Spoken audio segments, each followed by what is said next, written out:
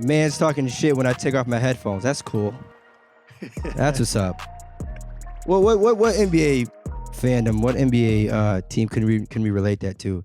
They talk shit when you know what's funny? I know it's a basketball podcast, but I'm gonna say this anyway because I really don't care. I saw a tweet that reminded me of you, and it was like Right. Yeah, okay. This guy. No, bro. There was a tweet of the Cowboys and talking about how they're eliminated. Eliminated. Yeah, eliminated.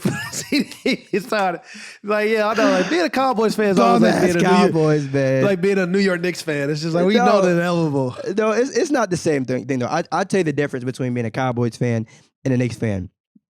The Cowboys, like, for the most part, every year, like, you guys are like, could win the whole thing. You know what I'm saying? Like, it ain't like, that's true. You know, this year's like, all right, we about to tank this year, or we might not make the playoffs. Like, the Cowboys don't suck, and that's the beauty of it. Cowboys fans walking every season, this might be the year, knowing damn well you're going to lose by a field goal in the playoffs, or someone's going to do some dumb shit. I love it. But had to address that one first. I don't know if there's an NBA team that you can kind of compare that to. That's like the closest thing I would probably say that that is an I mean, if you'd have said this 3 weeks ago, the Jazz maybe, I don't know if it would have been like, you know. No.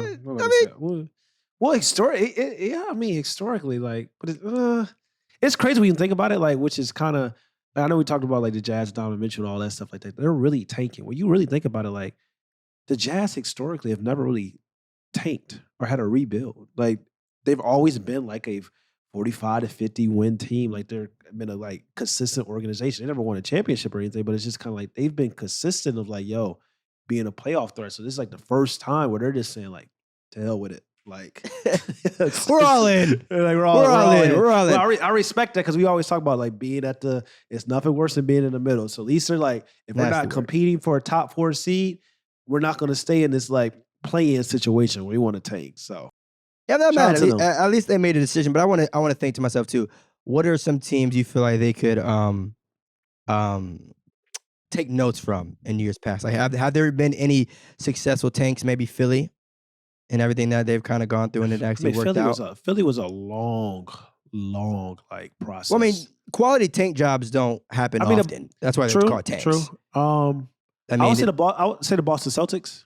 They got Jason Tatum. They got Jaylen Brown. Yeah, but it was kind of like they were still in the playoff. It was robbery. They just got their bag because of trades. It was robbery. That's different. Some of the greatest trades of all time. Yeah, that's clearly we have to bounce around due to the fact that we are in September of the NBA season. So it's almost over with. Yeah, it's almost over. But we've been seeing some good international play though. You see that poster that Rudy had? Okay.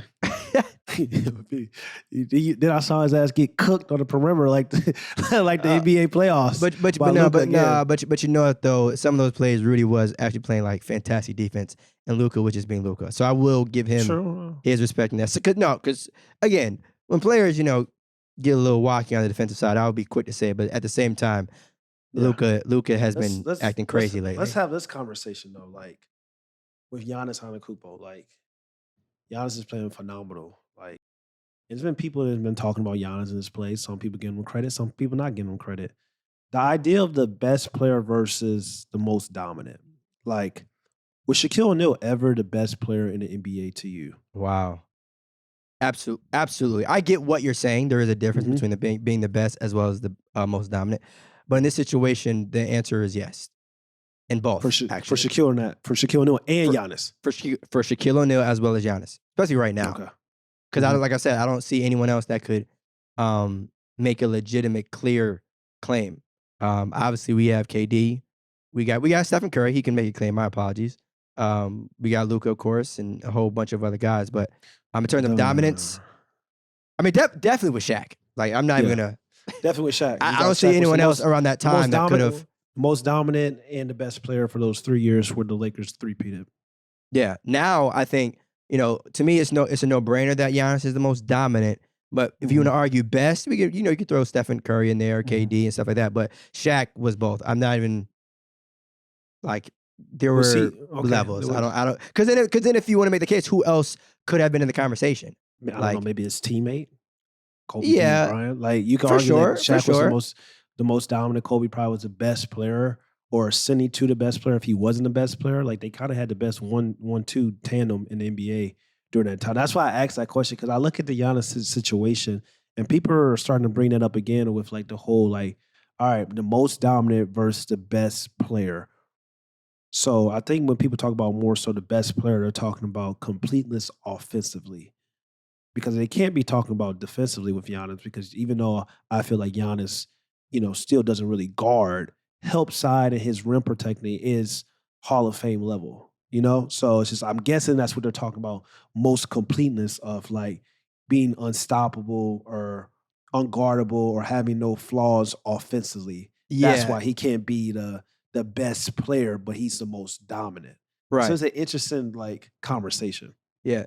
So I mean, like, who is the most dominant player in the NBA? I personally would go with Giannis, but I do Yeah. agree that the word dominant and best aren't the same thing. Um, but I mean, in this type of context, it's almost like who has been able to stop Giannis recently? And I know Celtics fans are going to make some noise, Yeah. but at the same No. time, well, of course. But I mean, Yeah. injuries have played a factor, not just with Giannis, but some of his teammates. But as of right now, I'm going to say if I had to choose one player that is the most dominant in the league, it's Giannis. Yeah, I think Giannis is without question this, but also like I think Giannis has a legitimate argument because of like his play style. Like he plays a dual forward play style where we only really seen like LeBron James really excel and win multiple championships with the do everything type of role. So Giannis not only does that, he plays it very, very well with the Milwaukee Bucks. We talk about scoring, passing, rebounding, and even defending. So it's just like, well, and he won a championship. So it's just like if he's playing that role that, and you have him only other than LeBron James has kind of won a championship in the modern day game with that. Like some people may say Magic Johnson, but it's just like if he's playing that role, he's excelled at that. And it's a rare role. Like having so much responsibility offensively and defensively at the same time is very hard to do. And he won a championship. So to me, I think like he has in his left hand, I think he has the best player in the world right here card. And in his right hand, I think he has the most dominant player in the world card. And he has a legit argument for not just being the most dominant, but like both. People may not like it because like the whole like completeness of like best player offensively standpoint, but it's just like it's getting kind of hard to really say like, yo, even though me personally, I don't feel like I probably still take Kevin Durant, but it's like it's getting hard for me to people that keeps just like saying like, yo, Giannis can't be the best player in the world. It's just like, well, like, come on now. Like, what are we doing? Especially the type of play style that he plays. Yeah. And it's like, what more else does he have to do? And that's always like the $1 million question. It'd be one thing if he was still starving for a chip or an MVP, or if he didn't perform well at the highest level. Like, there's not many things, especially if we're talking about current. Like, we're not even sitting here talking about legacy or anything like that. If we are talking about right now in today's game, who's at their peak and who, quote unquote, is running the NBA, I don't even think it's crazy to say that he's in that conversation. But and also too, I want to give LeBron even more shout out as if he needs it. But it's the idea of like you mentioned Giannis on the defensive end. But all those games that LeBron was playing in the finals, at least against the Warriors, during those KD runs, and you look at LeBron's numbers, he was also having to guard Kevin Durant. Yeah. Like that in itself for anyone, like there have literally been finals MVPs that have been given to players for guarding LeBron James. Yeah. LeBron James had to guard Kevin Durant as well as produce on the offensive side of the floor.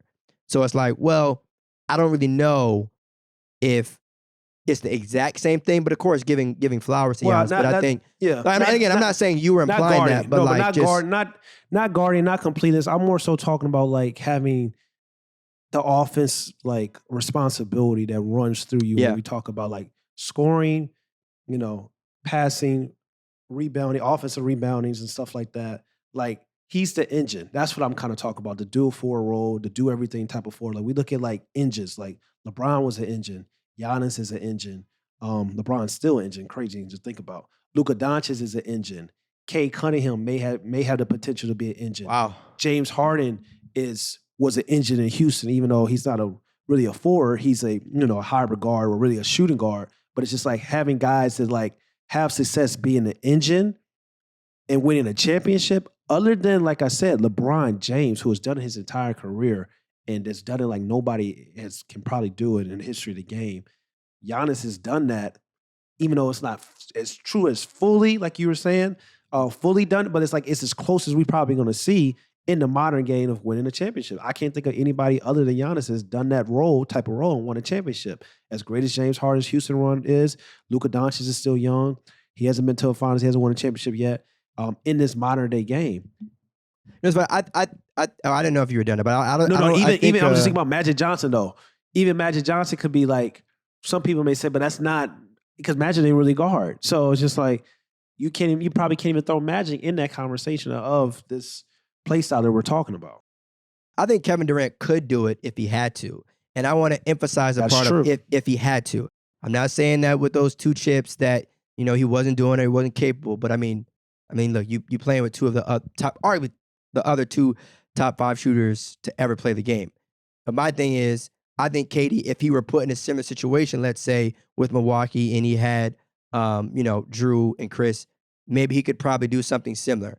Obviously, we'll never know. Hopefully, Kevin and We the Nets got a can run glimpse back of it. in a great way. Yeah, We got a that's what I'm glimpse of it saying. when though. We James got a Harden was glimpse. out. A We got a glimpse of it, glimpse. but I don't think Kevin Durant, he can do it for a few games, maybe a series if he has to. But like for the duration of the entire like regular season and the playoffs, I don't see that because I feel like the reason why Giannis, Luka, and like LeBron can do it so well is because like their game is more all around when we talk about like, what is their best attribute? Like LeBron, you can say his scoring is his best attribute. You probably can damn near say his passing. Similar to like Luka Doncic as well. We know what Kevin Durant's best attribute is. We want Kevin Durant scoring the ball. So if he's having a more responsibility of like, damn, he got to get other guys involved.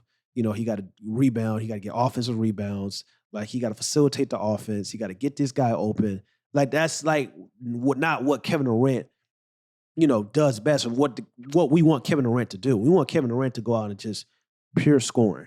Well, of course, Put the ball in the hoop and stuff like that. And that's why I said, like, if he has to, I would never, I don't think the Nets should go back to what they did, what I'm saying, to close out the season, have him run the 1.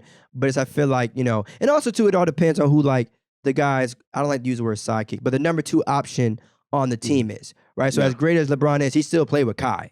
Right, as great as Giannis is, he still played with an all-star. But he was getting to the finals without those guys. So well, yeah, but I'm saying like getting over the hump, you still eventually, are going to need someone. Even Mike, right? A lot of those, for games that they played, and Scotty was doing a lot of that facilitating. Yeah. And so I think it all depends too on like, exactly. So it all depends too on who else is on the roster. But I mean, that's with anyone. I think the same thing is going to happen with Luka. If Luka goes out and wins the chip without having another like true all-star the way these other guys have, and we can, another conversation has to happen. That's another reason why I don't understand why people were talking about, like people get caught up in like when they were talking about like Jason Tatum. Jason Tatum had the most like assists and turnovers in the postseason. I'm like, well, Jason Tatum was playing that role we're talking about.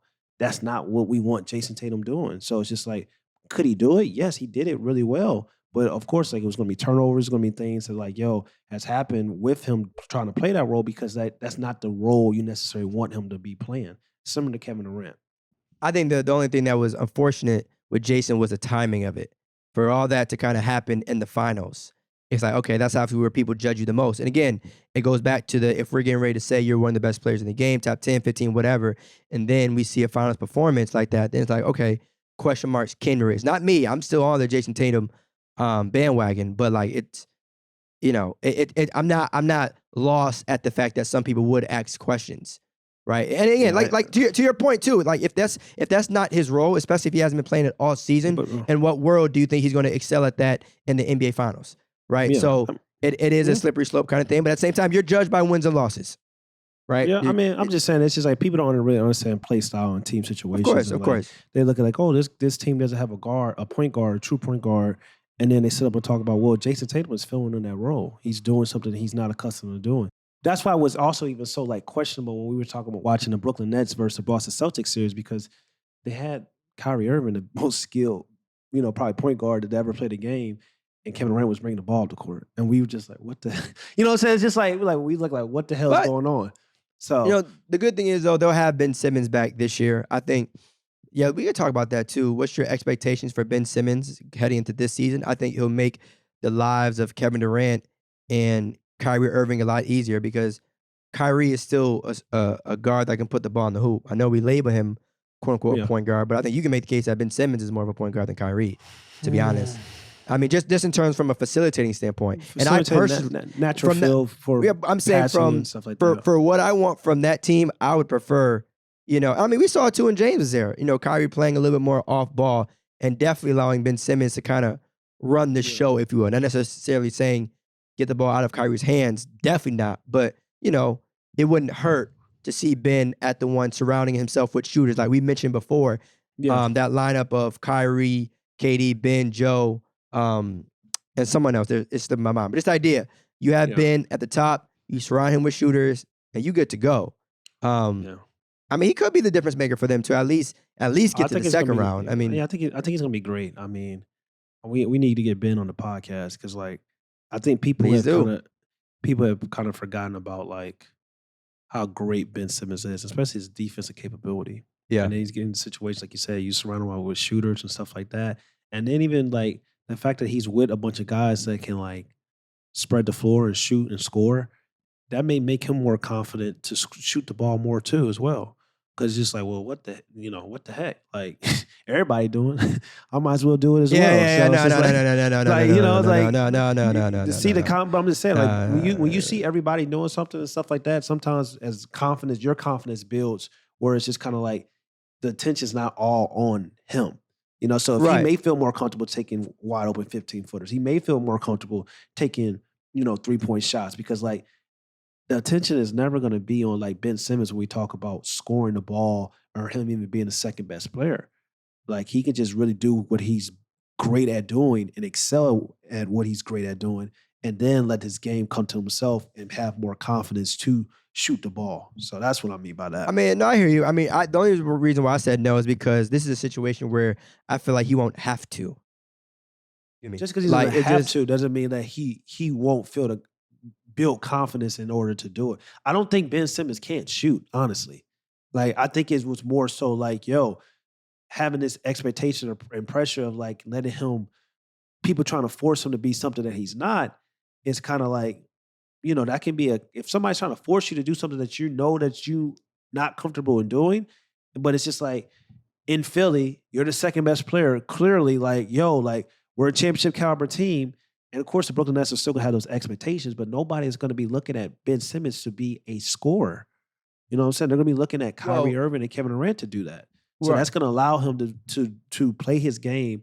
And if he is open, 15 to whatever feet, if he wants to take the shot, I mean, I'm sure he's gonna let it fly this year. I really wouldn't be shocked this year. Yeah, I think what it all comes down to with Ben is just a confidence thing.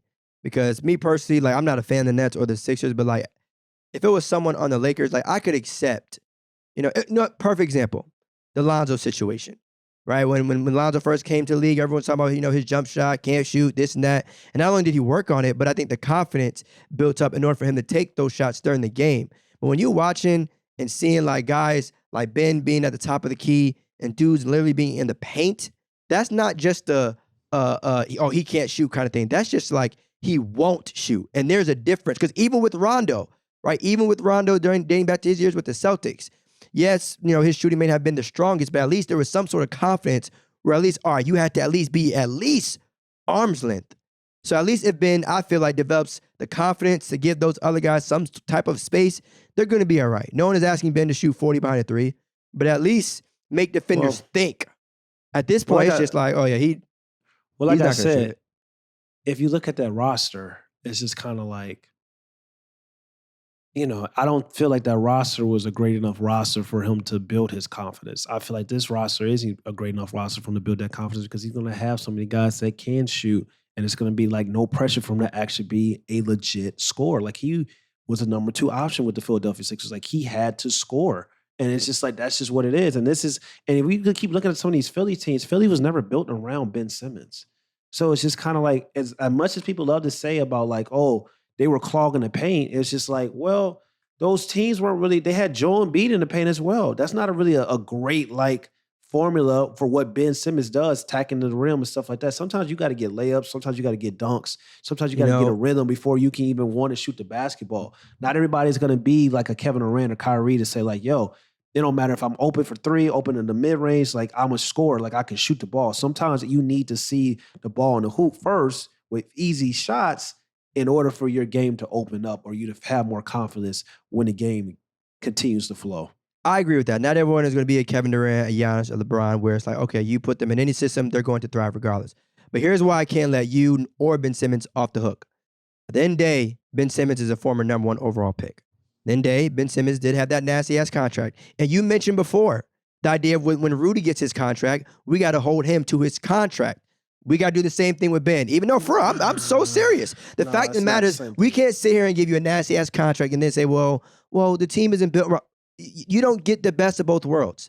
Like, it's either you're that guy and we're going to pay you, or because Rudy Gobert never came into a situation where like it was really like you can build around Rudy Gobert. You can't build around Rudy Gobert. So it's a different situation. You can build around Ben Simmons. Like he never had the opportunity because of Joel Embiid. They constantly was making moves and deals building around Joel Embiid. They never built around Ben Simmons. So it's just like, I can't really say that. I understand the number 1 overall pick aspect and that contract that he got. But to be honest, he kind of earned that contract. He was a 2-time All-Star. Absolutely. And he's the best perimeter defender, probably one of the rare guys who can guard 1 through 5 on the basketball court. And to me, healthy, he's probably still the best damn defender in the NBA. So it's just kind of like, I can't sit up and say it's the same thing with Rudy Gobert being your number 2 option, and Ben Simmons being your number 2 option. Because I've seen Ben Simmons produce and have some shiny moments. Like I've seen him not produce and not have some shiny moments, but his shiny moments has been way better than Rudy Gobert as a number 2 option with a massive contract compared to Rudy Gobert. So we got to pump the brakes. We can't be comparing Ben Simmons to Rudy Gobert. Well, I mean, damn well. Just because of contract, I'm saying, for a fact, I'm not saying that a team could be built around Rudy Gobert to win a championship. My thing is, if that contract is going to be given to, like, if we are going to sit here and say that, like, there's 15, 20 players, whatever, that deserve a supermax contract, and Ben Simmons is one of them, there should not be we're going to give you this contract, but we're expecting to do this and this around you. Now, again, it would help if Ben had the team built around him. I'm not saying it shouldn't, but like, I there's confusion on my end as to why we would sit here and be like, okay, it's the same. That analogy is the same confusion why some of the Los Angeles Lakers fans were sitting up saying that Kyle Kuzma was better than Brandon Ingram, because it was clearly that when they had that young core, like. And then LeBron came, that Brandon Ingram, like, people was talking about, like, well, Kyle Kuzma is better than Brandon Ingram. You want to keep Kyle Kuzma or Brandon? I'm like, what the hell are people talking about? Because it's just like, as soon as Brandon Ingram got to a situation, like I always say, team situations matter, where he kind of got to, like, run the show and be comfortable, we see what Brandon Ingram is compared to Kyle Kuzma. So that's the same thing we can sit up and say about Ben Simmons. Yes, he was the number 1 overall pick. Yes, he was with Joel Embiid.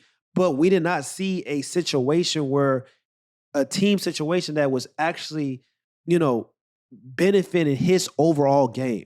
We're going to see that now in Brooklyn because he's going to have shooters. So that's why I'm saying his confidence may increase. It may not. So you could be right. But I'm just saying, like, team situations do matter. We can't just pretend like that doesn't matter at all. It does. But at the same time, let's not make it seem like Ben Simmons hasn't played with any type of shooters before. Philly. At the end of the day, if you have, Philly has had some shooters, bro. Franklin, what's his name? Someone a K. Oh, you're talking about Kirk Miles. I mean, they've had JJ, they've had Tobias, they've had some guys, bro. Let's again, and even in addition to that, see, and that's Tobias my point, though. Shooter. So okay, he's clogging up the floor too. Okay, so that's my point, though. If we got to sit here and name everything that Ben Simmons needs. So it's like, if you're going to take up mad cap space, and again, for the record, I want Ben Simmons to shine, to make that very clear. But if you're going to sit here and take up mad cap space, you mean to tell me we need to get you this? Well, damn. But they did do that because they was building around Joel Embiid. He wasn't the priority. They was building around Joel Embiid what Joel Embiid needed, not what Ben Simmons needed. What would you have done, Ahmad? What would you have done if you're a Philly? It was a hard situation because they were good enough to win potentially a championship together, but at the same time, we all knew that the split was going to happen. It was inevitable. Okay. So we knew the split had to happen. What would you have done if you were Philly? What it depends on what direction you're gonna go in. Because like if the Sixers don't win a championship with James Harden and Joel Embiid and his injury history, and then don't let Ben Simmons go out and thrive in this new situation with the Brooklyn Nets, you damn right it's gonna be some people thinking like, well, damn, maybe the Ben Simmons and shooters formula could have been something similar to Giannis Antetokounmpo. Like, damn, now. First of all, that you never know. Hell to the no, because ain't no one in Milwaukee named Kevin Durant and Kyrie Irving, so that's not the same thing. I'm not going to let people get off the hook with the whole. Now again, saying Ben Simmons should play with shooters, that's one thing. Cool, we could test out that formula. But playing with Kevin Durant and Kyrie Irving are not the same thing. Those aren't your average Kyle Korvers. Those are guys that are going to make. Of course not. I'm saying though, it's not. So if Ben Simmons goes out there and thrives with Brooklyn, it won't just be because he's with shooters. Something tells me the fact that he'll be playing with other guys that can give you 40 will probably help his case. But it also can be a lineup when those two guys aren't on the court together. Those three guys aren't on the court together. And Ben Simmons is probably going to shine because you can play Ben Simmons without Kyrie Irving and Kevin Durant right now with this amount of shooters. Okay, Patty Mills, Seth Curry, Joe Harris. You can play him. You can play Ben Simmons without those guys, and they may shine because that's what Ben Simmons needed. That's why I was always saying for potentially, Ben Simmons has never had a team around him, and we don't know how great he can be because he's never had the potential. He has the potential, but he's never had the team where it's just like, yo, we're building around you and your strengths. He's never had a Giannis Antetokounmpo situation. That's all I used to say, and that's why people used to get mad, but that's just the truth. Now he has Kevin Durant and Kyrie Irving, where it's just like, well, he's about to be the third option, and he has a whole bunch of shooters who can get, 30 and 40 and stuff like that. So we still may not even see what I'm saying, but it's just like, I feel like he's going to be better because he has shooters. Okay. His game needed. What NBA player, past or present, do you think best is close to Ben Simmons? Past or present? Scottie Pippen, who was another guy that would have been really, really good in this era. But he was a number 2 option. Do you think that Scottie Pippen would have thrived with Joel Embiid? No, I do not. You don't think so? No, I do not. Wow. I don't think so because it's not a favorable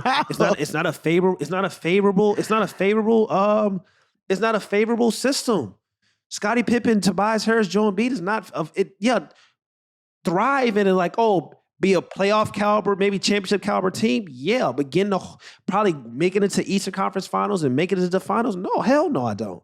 Because it's the same thing with Scottie. It's the same thing with Scottie Pippen. What Scottie Pippen do without Michael Jordan?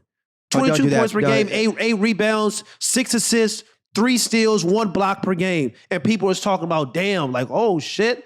Like Scottie could have a team built around him. It's just like we saw him without Michael Jordan. People was like, oh, yeah, Scottie is really, he's a top 5 player in the 90s. Like, yeah, so when you have a situation where you become the guy, you have things that's lined up, like, benefit of your strengths, most time you succeed. You just proved, you proved your point as well as my point in the same.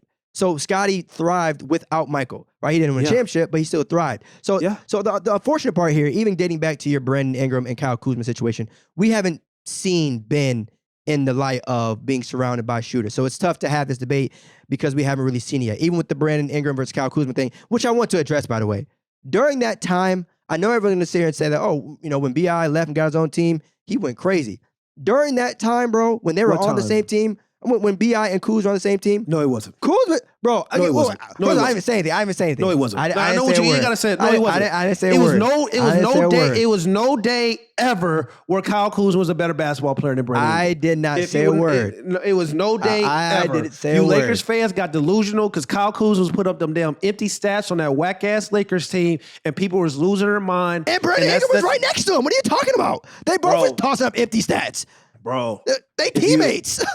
It was a lot of like young guys where they were out there fighting like, yo, I'm just shooting, I'm scoring because they're trying to prove something. But from a talent perspective, if you watch the game, everybody knew Brandon Ingram had the ability to be a star. Everybody, if I was watching it, I knew Kyle Kuzma was never going to be a star. He was never going to be a star. He was a third option, maybe on a playoff caliber team. And then we even saw that when LeBron James and Anthony Davis came, he wasn't even that. So that's what I'm saying, bro. Like, no, I'm not going to say he's putting up 40 points. Look, and this hindsight is always 20/20. It's even easy Lonzo to say this Ball. now. Y'all was saying Kyle Kuzma was better than Lonzo Ball too. I remember a lot of those conversations with the Lakers. Well, it that was is crazy. something that's not the same crazy. thing as Brandon Ingram as of right now. But my point is, during those times, it wouldn't be crazy to say that. It was to me. It wasn't like off the wall. It was to me. It's it was easy off to the say wall. that now because of what BI has done. I got tweets to back it up. And you know what's funny too? That just because I'm saying like it could have been a conversation doesn't mean that, you know, I felt like, okay, one of them, like if they both had their own team, they both would have done the same amount of damage. Even that isn't the same question. But I think during that season, bro, during the amount of games they played, it wasn't a gap that people were trying to make them like, oh shit.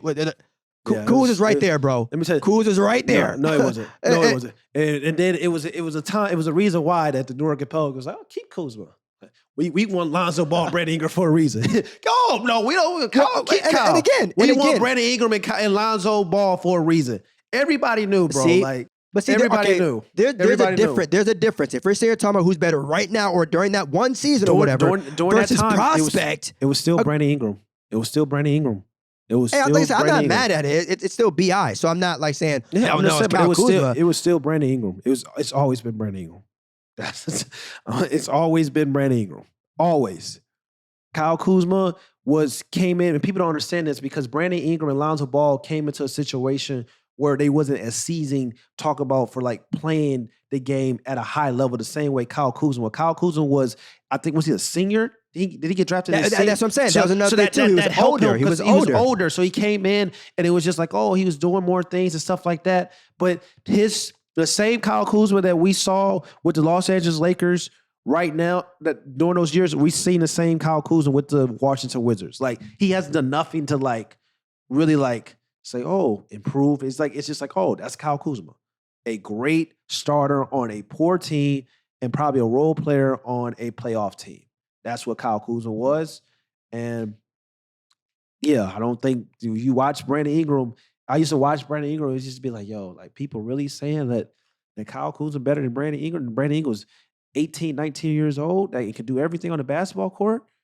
Because they was talking about because he wasn't shooting the three at a high level. That's when people get caught up in those percentages. Even when you say Lonzo Ball, like Lonzo Ball was like his shooting. Lonzo Ball can always shoot. Like, yes, that is, you know, overall shot need tweaking, but he always could shoot. He shot 38% in college. Like, you don't shoot 38% in college and you can't shoot the basketball. Yeah, he needed to prove his like overall, you know, arc on his shot and stuff like that, and his overall jump shot, pull that in, but he could always shoot, man. Like dark times in LA during those times. It wasn't dark at all because the expectations weren't high. You knew watching games, you knew what the hell was going on. No, I'm just talking about youth movement. I'm just talking about who was like people were ranking. Those were dark times. Those were dark times in my opinion. So you mentioned Brandon Ingram. I have a cap or no cap. Cap or no cap, Brandon Ingram will finish his career with at least one ring. I mean, I would say probably no cap. I think the New York Pelicans have a chance, especially if Zion Williamson and Brandon Ingram stay together and CeeDee McCollum. Who knows? I think they're gonna be as high as the top four or five seed this year. Who knows? Wow, I never thought you'd say that. Not to the Brandon Ingram getting a ring thing, but just the idea of like you start off by saying the Pelicans have a chance. Wow. All right. Yeah, 2 years. Yeah. 2 years in this. Let me tell you something. I'll tell you this. They got a better chance of winning a championship the next 3 years than the Memphis Grizzlies. I'll tell you that. Wow. Let's talk about it. I'll tell you that. Who has a higher chance of winning a championship in the next 3 years? The Grizzlies or the Pelicans? If you had to choose one. The Pelicans, easy. Without a doubt in my mind. You go with the Pelicans? Without a doubt in my mind. Why the Pelicans? The only hesitation in that argument is Zion Williamson's health. Other than that, no doubt in my mind they'll probably win a championship in the next 3 years over the Memphis Grizzlies. Because they got players. I know people get caught up in like team chemistry and stuff like that and like having a team that's great in the regular season. But let me say, that shit tends to fade out when the playoffs come. We saw the same shit happen with the Utah Jazz. I look at the Pelicans, they got players. I look at the Memphis Grizzlies, they have a player. The one. And a bunch of guys are just like, starters. They got players. They got players. They got players, CJ, player, Brandon Ingram, player, Zion Williamson, player, and they got starters to fill that shit out. Like, come on now. I think though the Pelicans just have to figure it out. That's my all only. they have to do. That's what it's not a concern of mine. I just think that they some on their checklist because you're right. They do. You know taking one play at a time on paper is there. Desmond Bane. I like Memphis Grizzlies a lot. But I was like I told people. No. Don't rip the Band-Aid off. Don't say they're good guys. They're good guys. I like them a lot. People. I like their grit. I like their energy. I like what they bring to the NBA. To bring an element to the NBA. Yeah. You know, Ja especially. That's similar to like, you know, just like that Allen Iverson and that Michael Vick. Like this is who I am. Like I don't even give a damn if you like it or you don't like it. I'm gonna be me. But your second best player can't be Desmond Bane. Simple as that. You're not gonna win a championship with Desmond Bane. Great 3-and-D guy, probably be your third best player on the championship caliber team, maybe. But you're not gonna win a championship with him being your second best player. Ja's gonna need some help eventually. So that's how shots fired. According to you, the good guy Kevin Durant. You'd have traded the whole damn. I would have traded the whole damn package, whatever they wanted. They wanted the mascot. If they wanted the mascot, I would have shipped his ass too. It's Kevin Durant. Send him an email. Hey guys, anyone on our team that doesn't have the last name Morant, you know, this guy instead. You saw what the Lakers. You saw what the Lakers did. But for AD, they shipped that shit and won a championship. But that is a little different though because they had LeBron James on the roster. But it's a little different, I say of course. That, yeah, because I mean, you can make the case right now that Memphis is in a great position for the next decade. You know, if they stay together and stuff like that, you trade for KD, maybe it's for 3-4 years. But either way, I get it. I mean, Memphis. It's crazy you say that because like we're gonna get out of here. I'm more confident of like because like we talk about style of play. I feel like Ja Morant, as great as he is, his style of play is gonna be harder to win a championship with a team like that compared to like a Luka Doncic. We can even ask that question, who's more likely to win a championship in the next 3 years? And I hate the Memphis Grizzlies. I hate the Dallas Mavericks roster. The Dallas Mavericks roster. Like I thought that was like they went to the finals. It was like crazy. Like the Western Conference Finals, I was like, that's probably not happening. But like, if you just keep the rosters the same, Luka Doncic's probably play style and his ability to like do more than Ja Morant, he probably even have a higher chance of winning the championship over the next 3 years than Ja. And Ja has a better team. Yeah, but I think the direction that Luka is heading, and I think Mark Cuban is going to do everything in his power to add another superstar pretty soon. I don't know. Like we can sit here and say, "Oh hell, Luka, you know, magician, all that shit." But I don't know. You gotta want a superstar. Your star player gotta want to play with a superstar. You open up a box. Yeah, I don't. Yeah, that's a conversation people don't like. Yeah, you're opening up a box. Yeah, but it's people don't say James Harden 2.0 for a reason. Like, well, maybe James and Luka should have a conversation. You know, James be his. I don't think Luka needs a mentor, at least on the court. But just like, hey man, all that them triple doubles and all the stats and shit, they're cool.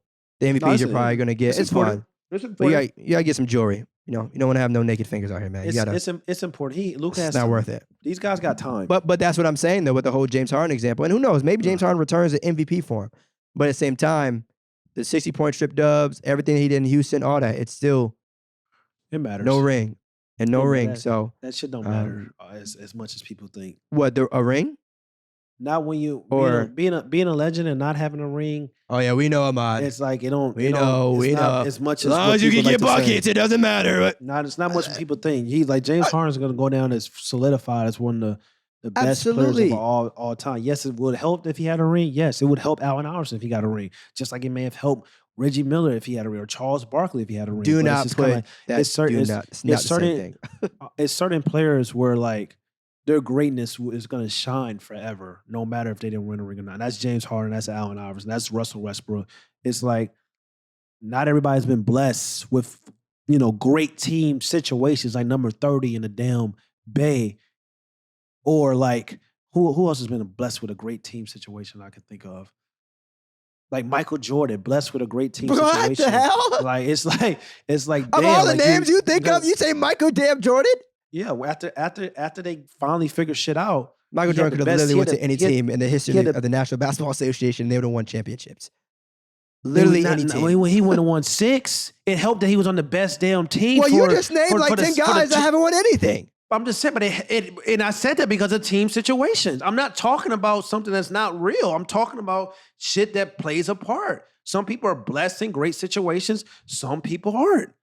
Like LeBron James wasn't blessed with a great situation. That's why when people talk about the whole conversation between him and Michael Jordan, he was not blessed with a great team situation. And even Michael Jordan, like the Bulls were sorry, but they were able to get a great GM and they started one of the greatest, if not the greatest coach of all time. And they start having a lot of tools to help him succeed. And then once they put everything together, then Michael Jordan, his greatness was like, all right, it's my time.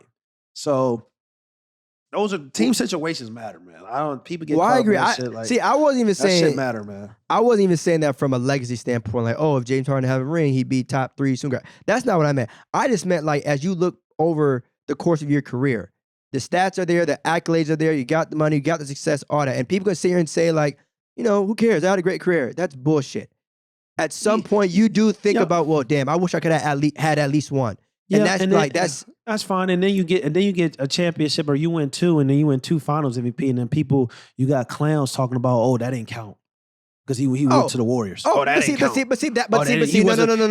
He wasn't a bus driver. That's what the hell do you mean? Like Kevin Durant's not a bus driver. He won 2 rings. Like that's what I'm saying. So it's always going to be narratives. That's what I'm saying. It's always going to be conversations about this and that. So it doesn't really. How much does it really matter? See, and again, though, you're talking about narratives and going back to legacy. I'm not. I don't. If Kevin Durant could literally sit here and say like, yo, I don't give 2 shits what people think about me. I got my rings. And in the case of James Harden, he can't say that. So whether he cares or doesn't care about what people say about him, the fact of the matter is he doesn't have a ring. That was my point. So maybe, and again, I'm not saying he will think like this, but maybe if he thought to himself, all right, man, maybe I should have requested a trade earlier in my career. Maybe I should have asked other guys to join me. That's my point. He went up against the Warriors and he didn't win a ring. I mean, damn. Hey. I'm not gonna. I watch basketball. I know basketball. Like he's not gonna sit up and. I don't think if he never wins a ring, it's just like damn. He's gonna feel like yo, my legacy isn't complete or my legacy isn't fulfilled. Just like Russell, when Russell really be saying shit like yo, like a win a ring is a bonus, but it's just like Russ. When we look, when it's all said and done, when we gonna look back at Russell Westbrook, people are gonna be look back and the generation's gonna come and be like damn. Russell Westbrook is like really one of the greatest basketball players of all time. He's going to have that aura. The same way we talk about Allen Iverson, even if Russ never wins a ring, of course, I guarantee people in the next generations to come, people are going to talk about the same way about Russell Westbrook. So, absolutely. I mean, you already know that's my guy. And when we talk about Allen Iverson, I never really hear people say that Allen Iverson don't have a ring. It's always about his greatness, his impact, his culture, what he did for the game of basketball. I'd hardly ever hear about people say like, "Oh, Allen Iverson don't have a ring." Same with some of these other guys. That's all I'm saying. Not with you, but hopefully some of the players you named can get a ring.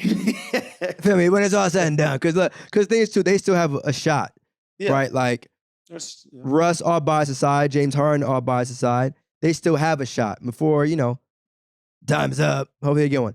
But yeah, y'all, before we slide, make sure you subscribe to No Pump Fakes on YouTube, Apple Podcasts, as well as Spotify, all right? Make sure you subscribe to No Pump Fakes on YouTube, Apple Podcasts, as well as Spotify, all right? And just like that, y'all, we gone. Peace. What's up, y'all? It's Theus McBee. Make sure you go follow No Pump Fakes on YouTube, Apple Podcasts, Spotify, and wherever you listen to your podcasts.